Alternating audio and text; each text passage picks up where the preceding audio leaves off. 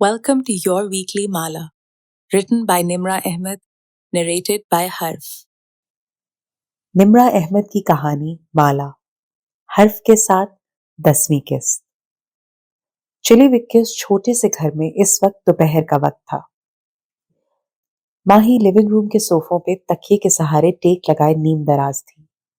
हाथ में रिमोट था और वो बेतौजीह से चैनल बदल रही थी। दफतन उसकी निगाह टीवी कैबिनेट पे फिसलती गई। वो बदिक्कत उठी और नंगे पैर चलती कैबिनेट तक आई। उसे खोला और अपनी स्केचबुक निकाली। वापस सोफे पर बैठते हुए वो धीरे धीरे सफ़े पलटाने लगी, यहां तक कि वो तस्वीर सामने खुल गई। नाबीना उस तस्वीर को देखे गई, खामोशी से, पलक झपकाए बगैर। वो एक 3-4 साल के बच्चे की तस्वीर थी। उनकी जिंदगियों में जो भी मसाइल थे, उन सब का जिम्मेदार ये बच्चा था। क्या वो माला की तरह हाथ पे हाथ धरे बैठी रहेगी? क्या वो उस हकीकत को छुटलाने की कोशिश करेगी जो उसके सामने मुंह खोले खड़ी थी? वो हकीकत जो उसको निगलने के लिए तैयार थी, बल्कि उसको क्या, उसके पूरे खानदान को। नहीं, वो माला नहीं थी, वो माही थी। उसे इस मामले को खुद ही खत्म करना था। कोई माही की नहीं सुनता था, लेकिन वो एक बात जानती थी, माही का अंदाजा कभी गलत नहीं होता। उसने मोबाइल उठाया और डॉक्टर रायत के नाम से एक चैट खोली। फिर उसकी उंगलियां टाइप करने लगी। मैं आपसे मिलना चाहती हूँ, क्या कल या परसों हम मिल सकते हैं? डॉक्टर रायत उसके शहर से 1.5 घंटे की मुसाफत पे मौजूद शहर वैनकूवर में रहते थे। वैनकूवर एक बड़ा शहर था, दुनिया के महंगे तरीन शहरों में से एक। इबाद और वो वीकेंड पे वैनकूवर जाया करते थे। वो वहां दिन गुजारते, शॉपिंग करते और फिर वापस आ जाते। वो वहां सैरो तफरी के लिए जाते थे, इंजॉय करने, मजा करने। मगर इस दफा माही वहां कुछ और लेने जाएगी, उन तमाम सवालों के जवाब लेने जो उसको रातों को जगाए रखते थे। अगला सारा दिन घर के कामों में गुजरा। वो बख्तबीद से सफाइयां करवाती रही। फिर रमजान के आने से पहले कुछ चीजें बनवा के फ्रीज करवानी थी, ग्रोसरी लानी थी। ऐसे में मोहित से बात करना उसे याद ही ना रहा। दोपहर में आसिम का फोन आ गया। तुम्हारे परफेक्शनिस्ट कजन ने ऑफिस ले लिया है। उसने मजीद कोई शिकायत नहीं की। उसने कहा है कि ऑफिस चूंकि कशमाला को पसंद आ गया था, इसलिए वो मजीद नहीं सोचना चाहता। वो मुस्कुरा दी। जियाद को एहसास हो गया था। उसे अच्छा लगा। शाम में जियाद का माजरती मैसेज भी आया। उसने डायरेक्ट सॉरी नहीं कहा था, लेकिन वो फिक्रमंद था कि कशमाला उसको गलत ना समझे। उसने भी कोई बात नहीं लिख के भेज दिया। रात गई, बात गई। न्यूरोलॉजिस्ट से अपॉइंटमेंट कंफर्म है ना सोमवार की? मोहित रात खाने की टेबल पे आया तो माला ने पूछा। वो तीनों अब इकट्ठे खाना खाते थे, बिलखुसूस रात का खाना। मोहित ने लुकमा तोड़ते हुए सर झुकाए जी कह दिया। साथ साथ वो अपने फोन पे भी लगा था। मोहित की जिंदगी उसके फोन से शुरू होके उसी पे खत्म होती थी। दफतन मोहित ने मतलाशी नजरों से टेबल को देखा। वक्त भी ने मेरा सलाद अलग से फिर नहीं बनाया। कहा तो था मैंने। मोहित ने अफसोस से नफी में सर हिलाया। बख्त भी के वादे और वाइकल के धागे पे कभी भरोसा नहीं करना चाहिए। एक तो मोहित की ये सर्जरी वाले रेफरेंस उसे समझ नहीं आते थे। सर्जरी से उसे याद आया, उसे मोहित को कुछ बताना था। माँ चुपचाप अपना खाना खा रही थी। वो अंग्रेजी में कहने लगी, मोहित, तुम्हें नहीं लगता माँ के चेहरे का बायां हिस्सा थोड़ा डिविएट कर रहा है? मोबाइल पे चलती डॉक्टर मोहित मुबीन की उंगलियां थम गई। उसने धीरे से गर्दन उठाई। उसकी आंखें माँ के चेहरे तक गई। वो चंद लम्हे उनको देखता रहा। उसने फोन रख दिया और सर झुका के दूसरा नवाला तोड़ा। माला को लगा उसकी उंगलियां कांपती थी। शायद उसका वहम था। चेहरा ऐसे क्यों हो रहा है माँ का? उसने अंग्रेजी में पूछा। हो जाता है, ओल्ड एज, वो नजरें मिलाए बगैर बोला। वो ओके कह के वापस खाना खाने लगी। मोहित ने जो नवाला तोड़ा उसे खत्म नहीं किया, बस उसे प्लेट में रखे बैठा रहा। उसका चेहरा झुका हुआ था। सुनो, सुबह तैयार रहना, 7 बजे माँ को मेयो हॉस्पिटल ले जाएंगे। वो मेज से उठते हुए बोला। वो अब भी माला को नहीं देख रहा था। इतनी जल्दी क्यों?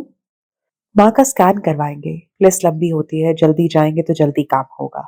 घुटने का स्कैन? मोहित ने एक नजर उसे देखा। हाँ, घुटने का। और फिर वो वहां नहीं बैठा। वो सीधा अपने कमरे में चला गया। उसके कमरे की बत्ती फिर सारी रात जली रही। वो सहरी के बाद सो गई थी। 6:30 बजे मोहित ने आके उसे उठाया। उसके चेहरे से लगता था वो सारी रात नहीं सोया। وہ خود بھی کام کی وجہ سے دیر سے سوئی تھی، اسے بہت نیند آ رہی تھی۔ معید نے کافی پینے کا وقت بھی نہیں دیا، اسے نہ جانے کس بات کی جلدی تھی۔ کہاں وہ ہفتے بھر بعد کی اپوائنٹمنٹ لیے بیٹھا تھا اور کہاں وہ صبح صبح ماں کو ہسپتال لے آیا تھا۔ میو ہسپتال میں ایک سرخ سی نئی عمارت حال ہی میں بنی تھی۔ ان کا نیا اور جدید آلات سے لیس سرجیکل ٹاور تھا۔ داخلی دروازے پہ معید ماں کے لیے ویل چیئر لے آیا۔ وہ سفید چادر میں ملبوس تھی، تھکی تھکی سی لگتی تھی جیسے تکلیف میں ہے۔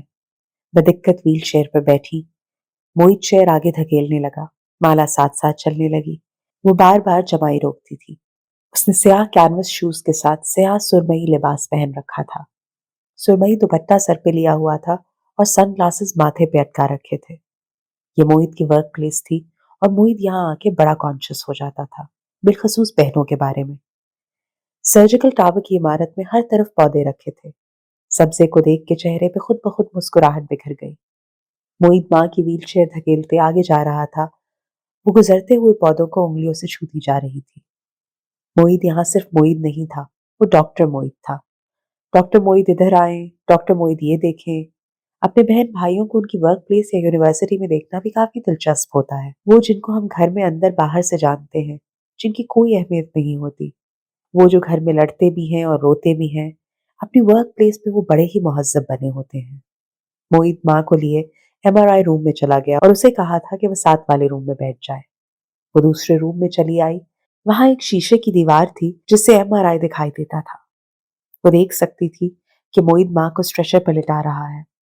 شاید چند کمپیوٹرز لگے تھے جن کے ساتھ ایک ٹیکنیشین بیٹھا تھا۔ اس نے معید کی وجہ سے مالا کو کچھ نہیں کہا، اپنا کام کرتا رہا۔ ماں کو اسٹریچر پہ لٹا کے MRI کی آدھے چاند جیسی مشین کو سیٹ کیا جانے لگا۔ اس کی نظریں ماں کے گھٹنے پہ تھیں، لیکن وہ مشین کو ماں کے سر پہ سیٹ کر رہے تھے۔ کشمالا کا ماتھا ٹھنکا۔ سر پہ کیوں؟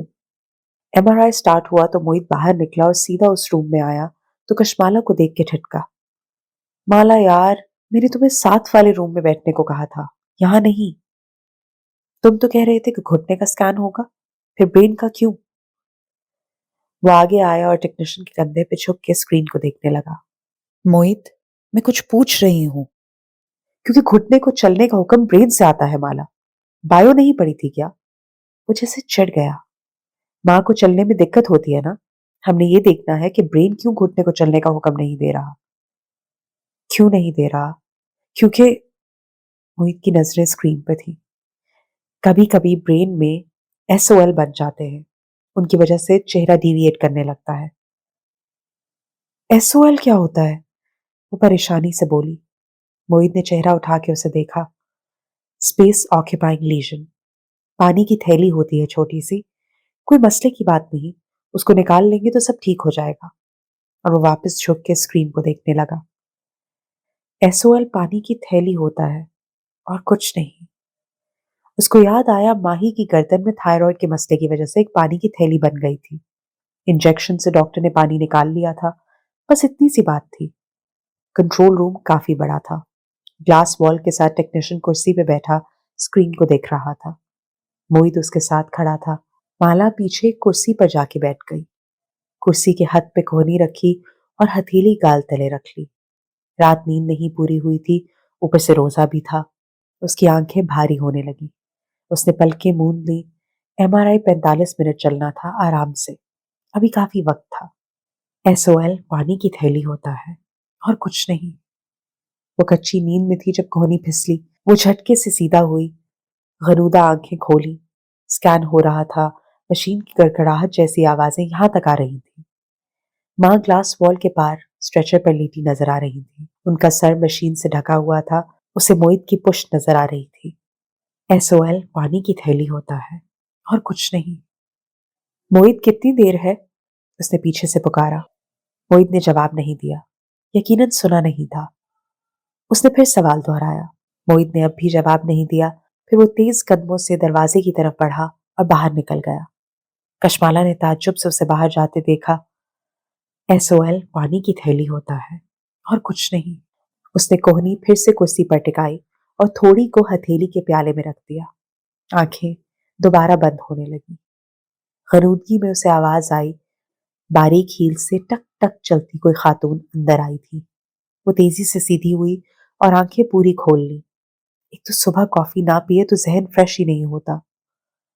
ऐनक लगाए, सफेद कोट पहने, वो तैयार शयार सी कोई रेडियोलॉजिस्ट थी। चेहरे पे करख्तगी थी और वही करख्तगी आवाज में भी थी। टेक्नीशियन के पीछे खड़े होकर स्क्रीन को देखा जिसके ऊपर ब्रेन के अंदर की फिल्म चल रही थी, स्याह और सफेद रंग की फिल्म। ये डॉक्टर मोहित की पेशेंट है? जी। कशमाला उठ खड़ी हुई। रेडियोलॉजिस्ट ने मुड़ के उसे ऐनक के ऊपर से देखा। आप डॉक्टर हैं? नहीं, मैं डॉक्टर मोहित के साथ हूँ। फिर उसने स्क्रीन की तरफ देखा। ब्रेन स्कैन को वो समझ नहीं सकती थी। वो स्याह और सफेद था। वो कोई और जुबान थी। कोई एसओएल है क्या उनके ब्रेन में? वो कदम कदम चलती उसके साथ आ खड़ी हुई। स्क्रीन को ऐसे देखा जैसे अनपढ़ किताब को देखता है। जी। रेडियोलॉजिस्ट ने सर हिलाया। वो भी स्क्रीन को देख रही थी। कशमाला ने एक नजर दरवाजे को देखा। वो शीशे का था। उसके पार कॉरिडोर में मोहित खड़ा नजर आ रहा था। उसकी माला की तरफ पुश्त थी। वो बीच कॉरिडोर में खड़ा क्या कर रहा था? कुछ गलत था। इस सारे मंजरनामे में कुछ था जो बहुत गलत था। नींद उसके दिमाग से गायब होने लगी। उसने खनकार के रेडियोलॉजिस्ट को पुकारा। एसओएल क्या होता है? Space occupying legion. खुश्क सा जवाब आया। एसओएल पानी की थैली होता है और कुछ नहीं। मगर वो क्या होता है? उसने इसरार से पूछा। रेडियोलॉजिस्ट ने उसी सपाट अंदाज में उसे देखा और ऐसे इत्तला दी जैसे खबर पढ़ के सुनाते हैं। Brain tumour. कहते हैं कुछ अल्फाज इंसान का सांस रोक देते हैं। हवा ना अंदर आती है ना बाहर जाती है।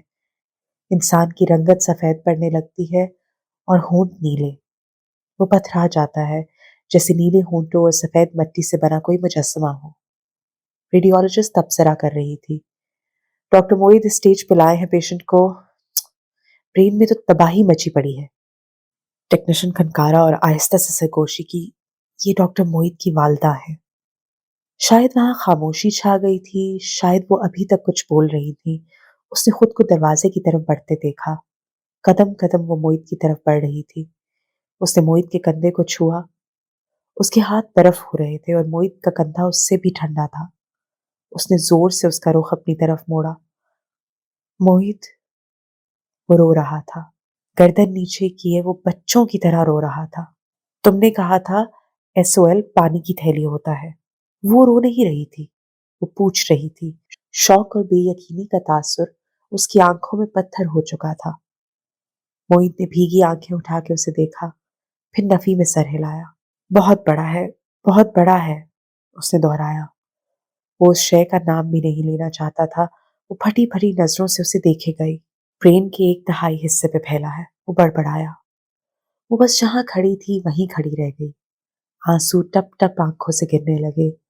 ज़हन अभी तक सुन था। घर वापसी का सफर खामोशी से कटा। वो पिछली सीट पर बैठी खिड़की से बाहर देख रही थी।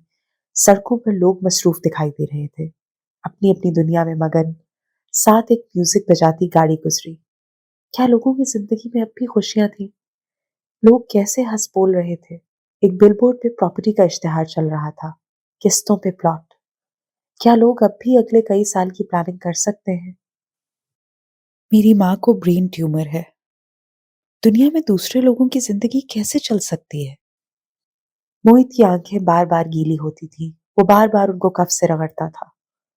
फ्रंट सीट पर बैठी माँ ने चेहरा मोड़ के उसे देखा। क्या हुआ है मोहित? वो बेखबर थी। एलर्जी हो रही है आंखों में, उसने गीली भारी आवाज में कहा। घर जाके तुम्हें एंटी एलर्जी देती हूँ, ठीक हो जाएगी। माँ आधी डॉक्टर भी थी। किसी जमाने में उनको डॉक्टर बनने का शौक था, लेकिन नाना ने बनने नहीं दिया। शादी के बाद प्राइवेट पढ़ के उन्होंने मास्टर्स कर लिया, वो भी इस्लामियात में। लेकिन उनका डॉक्टर बनने का शौक कभी गया नहीं। अपने बच्चों का खुद इलाज करती थी। बेटियां तो आराम से बड़ी हो गई, लेकिन मोहित बचपन से बहुत बीमार होता था। पैदा हुआ तो यरकान हुआ, फिर डबल निमोनिया। माँ कहती थी लड़के ऐसे ही होते हैं, बहुत बीमार होते हैं। उनकी बीमारी पे परेशान नहीं होना चाहिए, वो बड़े हो ही जाते हैं। लेकिन माँ ने कभी ये नहीं बताया कि माँ बीमार हो जाए तो क्या करते हैं।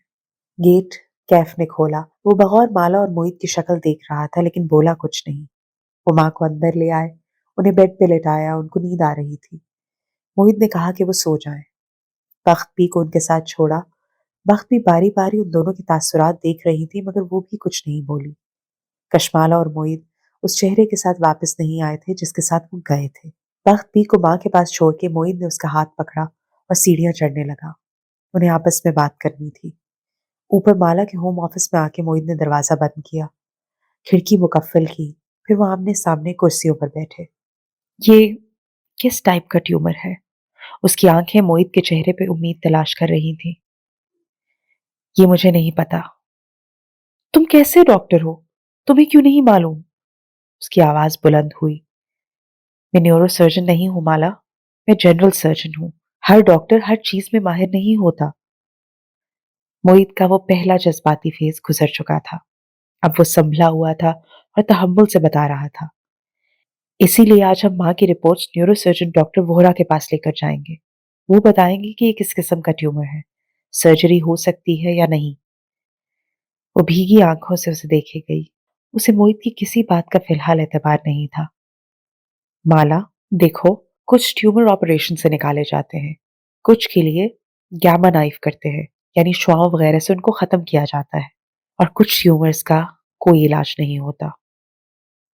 اب ہم کیا کریں گے؟ مالا، وہ ہماری ماں ہے، ہم ان کا علاج کروائیں گے۔ ہمارے پاس وسائل ہیں، دوا اور سرجری کے پیسے ہیں۔ میں خود ڈاکٹر ہوں، تم بھی یہاں آ گئی ہو، اب ہم اپنی ماں کا خیال رکھیں گے۔ میں اپنی ٹریننگ فریز کروا رہا ہوں۔ ہم کوئی اور کام نہیں کریں گے، ہم صرف ماں کے پاس ہوں گے ہر وقت۔ میں اتنے سال ان کے پاس نہیں تھی، میں ان کے پاس کیوں نہیں تھی؟ صدمے کی پہلی چوٹ اگر شوق ہوتا ہے تو دوسری چوٹ گلٹ کی پڑتی ہے۔ خود کو الزام دینا، اپنا قصور ڈھونڈنا، کیونکہ انسانی دماغ کو کسی نہ کسی پہ الزام رکھنا ہوتا ہے۔ میں ان کے پاس ہو کے بھی اپنی ٹریننگ میں اتنا مصروف تھا کہ مجھے ان کے پاس بیٹھنے کا وقت نہیں ملتا تھا۔ میں اتنے عرصے تک دیکھ ہی نہیں سکا کہ ان کا چہرہ ڈیویٹ ہو رہا ہے۔ میں تو اپنے بیچ کے سب سے برائٹ اسٹوڈنٹس میں سے تھا۔ میں ماں کو روز دیکھتا تھا، مجھے کیوں نہیں پتا چل سکا؟ کیونکہ اپنی ماں کے لیے کوئی یہ تصور نہیں کرنا چاہتا معید۔ معید کی آنکھوں سے آنسو بہنے لگے۔ وہ گیلی سانس اندر کھینچتے ہوئے اٹھا۔ میں میو واپس جا رہا ہوں ماں کی رپورٹس اور فلم اٹھانے، اور مجھے اللہ سے پوری امید ہے اللہ تعالیٰ میری ماں کو شفا دے گا۔ ہم دعا کریں گے اور علاج کروائیں گے، دیکھنا وہ بالکل ٹھیک ہو جائیں گی۔ کلاسک معید، ہر بات میں امید ڈھونڈ لیتا تھا اور اتنے وثوق سے کہتا کہ کشمالہ کو یقین ہونے لگتا، لیکن آج وہ معید پہ بھروسہ نہیں کرنا چاہتی تھی۔ وہ ساتھ ہی کھڑی ہوئی۔ معید، اب تم مجھ سے کچھ نہیں چھپاؤ گے، ہم دونوں ایڈلٹس ہیں۔ مجھے بھی اپنی ماں کے بارے میں حقیقت جاننے کا حق ہے۔ میں تمہارے ساتھ ہر ڈاکٹر پہ جاؤں گی۔ وہ بظاہر حتمی لہجے میں کہہ رہی تھی، لیکن ایک عجیب سی بے بسی نے سارے وجود کو جکڑا ہوا تھا۔ کیا ماں کا ٹیومر قابل علاج تھا؟ معید اسے سچ نہیں بتائے گا۔ وہ معید کو بچپن سے جانتی تھی۔ وہ سارا پریشر خود لیتا جائے گا، لیکن اپنی بہنوں کو پریشان نہیں کرنا چاہے گا۔ بہنیں، یہ لفظ ہتھوڑے کی طرح اس کے سر پہ برسا۔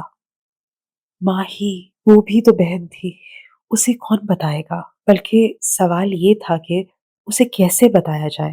اور تب اسے احساس ہوا کہ معید کیوں SOL کو پانی کی تھیلی کہتا تھا۔ اپنی بہن کو یہ سب بتانا آسان نہیں ہوتا۔ مالا پھر معید کی بڑی بہن تھی، لیکن ماہی، وہ تو سب سے چھوٹی تھی اور وہ ماں سے سب سے زیادہ اٹیچ تھی۔ اس کا ماں اور عباد کے علاوہ کوئی دوست نہ تھا۔ وہ بچپن سے اب تک اپنی ساری دوستی، ساری لڑائیاں، سارے مقابلے ماں سے کیا کرتی تھی۔ وہ اپنے سارے مسئلے لے کر ماں کے پاس آتی تھی۔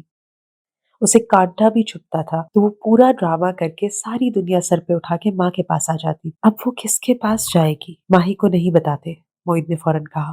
اسے پریشان کرنے کی کیا ضرورت ہے؟ اپنی ماں کے لیے پریشان ہونا ماہی کا فرض ہے، اور ماہی کوئی بیوی نہیں ہے۔ ہم اس سے یہ نہیں چھپا سکتے۔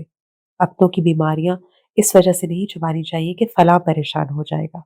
وہ دونوں اب اسٹوڈیو میں کھڑے دبی دبی آواز میں بحث کر رہے تھے اور سفید ورک ٹیبل پر رکھے پودے اداسی سے ان کو دیکھ رہے تھے۔ عباد اپنے لیونگ روم کے صوفے پر بیٹھا کام کر رہا تھا جب اسے معید نے کال کی۔ اس نے فون کال ہینڈز فری لگا کے سنی۔ کال سنتے سنتے اس کی انگلیاں تھم گئیں۔ لیپ ٹاپ کی اسکرین آہستہ سے فولڈ کی۔ کتنی ہی دیر وہ ساکت سا سامنے والی دیوار کو دیکھے گیا۔ اس نے معید سے کچھ نہیں کہا، بس کال کاٹ دی۔ حورے جہاں بیگم اس کی سگی خالہ تھی۔ وہ ہمیشہ سے صحت مند اور ہنستی مسکراتی ملتی تھی۔ کبھی سوچا ہی نہیں تھا کہ اس کی آنکھوں سے آنسو بہنے لگے۔ کمرے سے کھٹر پٹر کی آواز آئی تو اس نے چہرہ اٹھایا، جلدی سے آنکھیں رگڑی۔ ماہی بالوں میں تولیہ لپیٹے باہر آ رہی تھی۔ وہ غالباً نہا کے نکلی تھی۔ اس نے کھلی سی لمبی قمیض کے نیچے ٹراؤزرز پہن رکھے تھے۔ اس کا دھلا دھلایا چہرہ گلابی ہو رہا تھا۔ وہ تولیے کے بنے سلپرز پہنے لاؤنج میں چلتی آئی۔ ایک نظر اوپن کچن کو دیکھا، برتن دھونے والے پڑے تھے۔ پتہ ہے میں کیا سوچ رہی ہوں؟ وہ آگے آئی اور کچن کاؤنٹر پر رکھا خالی کوک کا کین اٹھا کے غور سے دیکھا۔ پچھلے کچھ دن سے والمارٹ سے میں جو بھی کوک لاتی ہوں اس کی گیس نہیں ہوتی۔ مجھے لگتا ہے والمارٹ کی کوک کی پوری لاٹ خراب ہے۔ کہیں ٹھنڈ میں پڑے رہے ہوں گے، کین لیک ہو گئے ہوں گے۔ عباد کی اس کی طرف پشت تھی۔ ہے نا؟ ماہی نے چٹکی بجائی۔ میں ابھی کوکو کولا کو ای میل کرتی ہوں۔ اس کی آنکھیں چمکی۔ ماہی کو اگر جہاز میں ٹھیک سے کھانا نہ ملے تو اس کی طرف سے ایک لمبی چوڑی ای میل ایئر لائن کمپنی کو جایا کرتی تھی اور جواب میں وہ اس کو کچھ فری کوپن دے ڈالتے تھے۔ اچھا سنو، ایبٹس فورٹ چلیں کل؟ حلال میٹ ختم ہو گیا ہے، مجھے گروسری بھی کرنی ہے۔ وہ کاؤنٹر کے پاس کھڑی کہہ رہی تھی۔ جواب نہیں آیا تو اس نے چہرہ عباد کی طرف موڑا۔ وہ اس کی جانب پشت کیے بیٹھا تھا۔ وہ اس کے سامنے آئی تو دیکھا اس کی آنکھیں گلابی تھی۔ ماہی کے تاثرات بدلے، ابرو اکٹھے ہوئے۔ عباد، کیا ہوا ہے؟ پھر خیال آیا، کس کا فون آیا تھا؟ کنیڈین گھروں کی کاغذ جیسی ڈرائی وال سے آوازیں آر پار سنائی دیتی تھی۔ اسے عباد کا ہیلو اور ہوں ہاں سنائی دی تھی، مگر مزید کچھ نہیں۔ عباد چند لمحے اس کا چہرہ دیکھتا رہا، پھر اس نے اپنی گلاسز اتاری، ان کو صاف کیا، پھر انہیں دوبارہ پہنا۔ عباد، بولو یار، وہ بے چینی سے چلائی۔ وہ پلک نہیں جھپک پا رہی تھی۔ عباد کہنا شروع ہوا، موہت کی کال آئی تھی، خالہ کا برین سکین کروایا ہے آج، انہیں برین ٹیومر ہے۔ الفاظ اس کے لبوں سے ادا ہو رہے تھے اور مابینہ مبین کی سماعتوں میں داخل ہو رہے تھے، لیکن وہ نہیں سن رہی تھی۔ وہ صرف عباد کے ہلتے ہونٹ دیکھ رہی تھی۔ اس نے نظریں جھکائیں۔ عباد مٹھیاں بھینچے ہوئے تھا۔ اس کی ہتھیلیوں کی پشت پہ پسینہ تھا۔ ماہی نے پھر اوپر دیکھا۔ عباد کے آنسو بہ رہے تھے، وہ کچھ کہے جا رہا تھا۔ ماہی کی نظریں اس کی پشت سے ہوتی ہوئی کچن کاؤنٹر تک گئیں۔ وہاں سنک میں میلے برتنوں کا ڈھیر لگا تھا۔ ایک کونے میں واشنگ مشین رکھی تھی۔ اس کا چکر ختم ہونے والا تھا، ابھی گھنٹی بجنے کو تھی۔ اس کی نظر فریج تک گئی۔